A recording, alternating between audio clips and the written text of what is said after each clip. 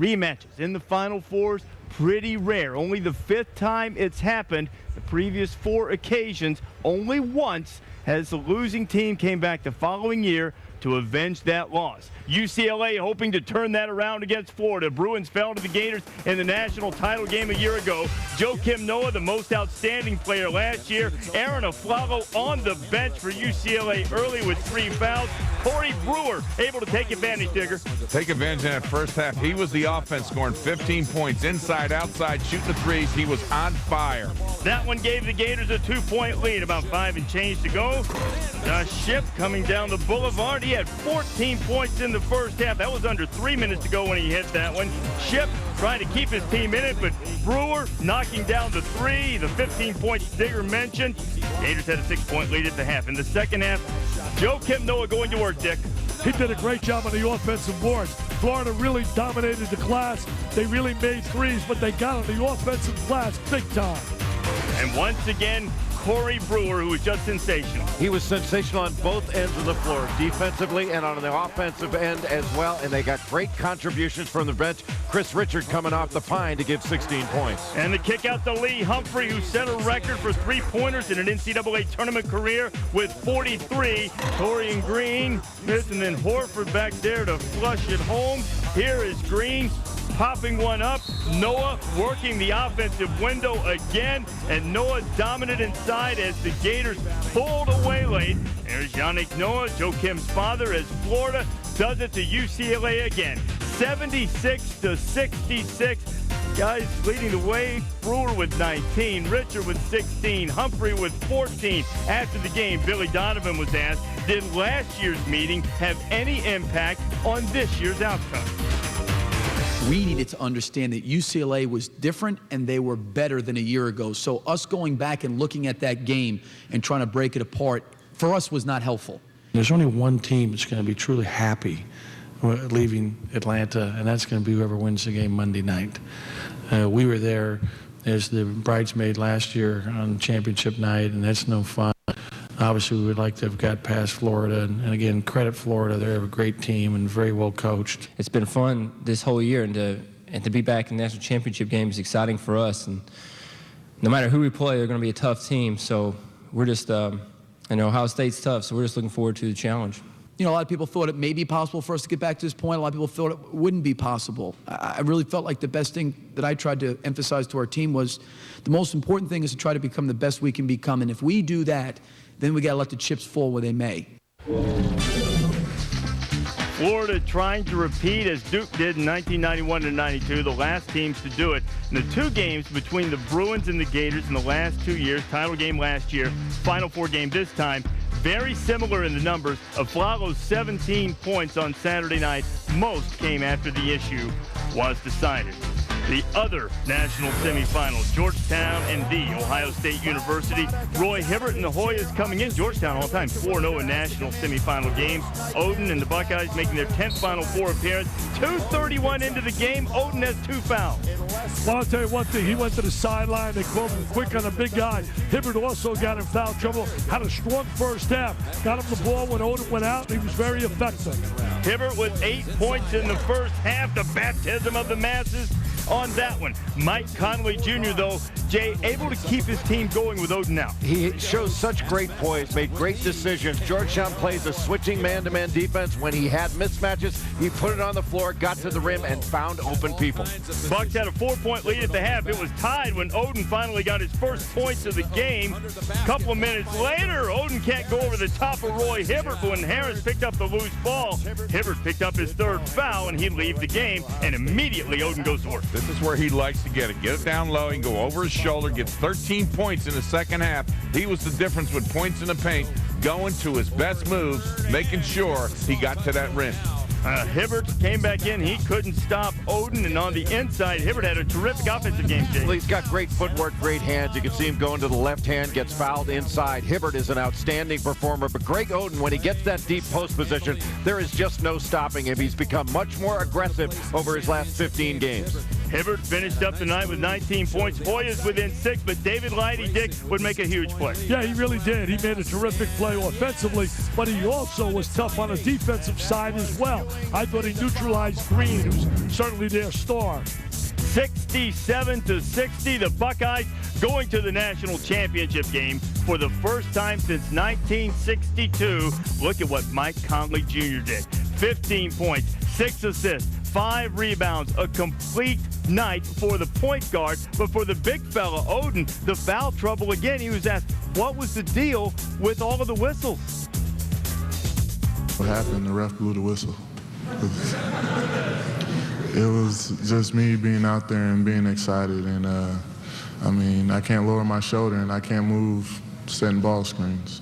I hated the fact that we played the first 7 games without Greg, but today's another example where it probably helped us because those guys never skipped a beat. They just came in and got the job done.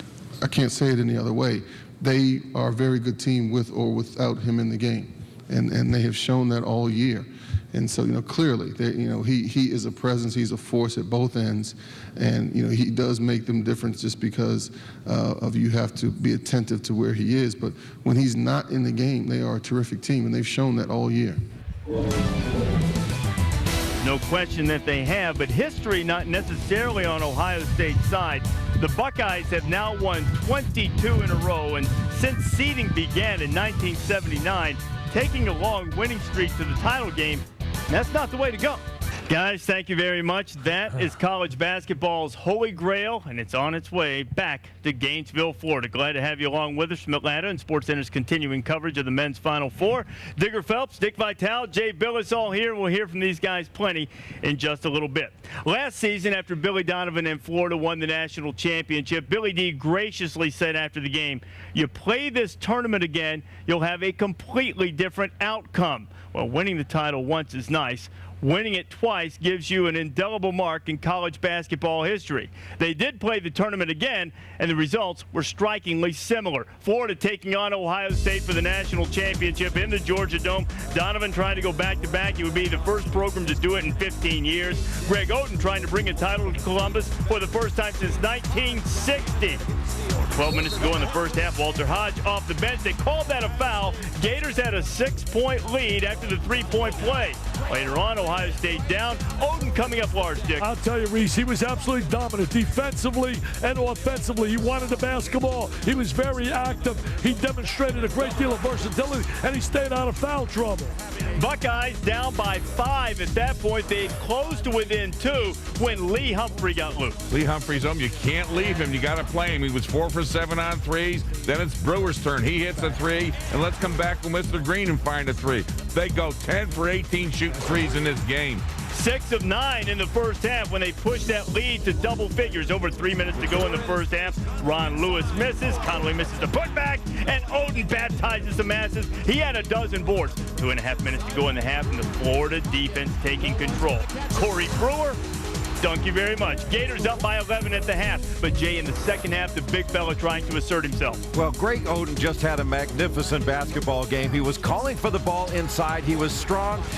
When he got fouled, he went up strong and threw it and scored. Greg Oden had 25 points in this ball game, 12 rebounds, blocked 4 shots.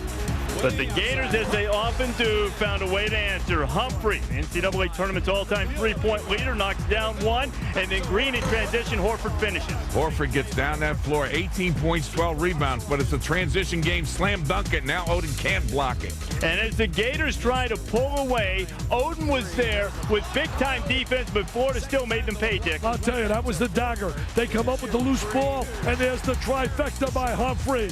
I'll tell you, he could flat out shoot the 3, baby. Humphrey was 4 of 7 from behind the arc. Oden with the jump hook.